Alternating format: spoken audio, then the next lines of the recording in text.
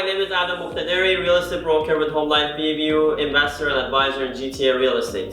Today I want to talk about a topic or a question I get asked all the time, which is should I buy a house or should I buy a condo? And I always say it depends on you and the type of investment you want to make. Condos, you can get into the market at a much lower price point and it has a lot less headache.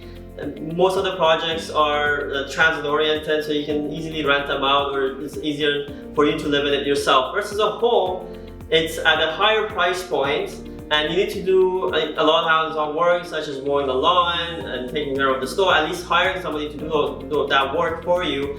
And if things go wrong with it, clogged toilets, a fridge doesn't work, you need to get involved, so it's a lot more hands-on. But the good thing about a house is you can get it at a lot more space at lower price, lower dollar per foot. So if you want more space, homes are the way to go. Another thing I want to mention in this video, there's a myth that condos appreciate much better than homes. And to bust this myth, I prepared a chart going back to 2005 and charting the price growth for both homes and condos. And as you can see in this chart, there's very little difference in the price appreciation between the two types of assets. So to think that if you buy a house, you're going to get a lot more appreciation, that may be a myth, at least historically speaking. But one thing that's little talked about is the property cash flows. Property cash flow in this today's market, with homes, you can achieve much better property cash flows and with some type of assets at homes. Either you break even cash flow or positive cash flow versus a typical condo right now. It's after you paid your debt, you're running at negative cash flows, which over the long term it really adds up. Another thing I want to review with you is the supply and demand dynamics of homes and condos. When you talk to your typical person with a family, they envision themselves to end up living in a house. So a lot of families that are living in condos, eventually, if they had the choice, they would want to live in a house.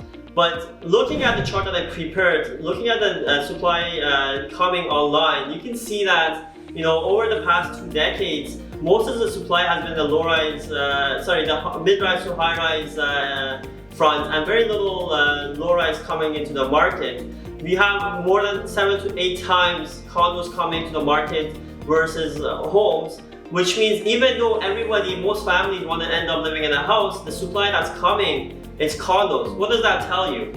Demand is strong for homes, but supply is low. That tells me over the long term, you could, if you were to bet, you would say that homes have a better runway for appreciation than do condos. But at the end of the day, what I want to leave you with is the type of investment you make, either in a house or a condo, you really got to ask yourself as an investor, what's my objective and how much I want to get involved? It's not always about the investment return, it's about the process of getting that return. And if you think, dealing with the headaches of operating properly managing a house, you're not up to the task. Condos offer a really good turnkey solution for you to make that investment and be in the GTA market. I hope this video helped you, and as always, if you have any questions, you better call Adam. Thank you.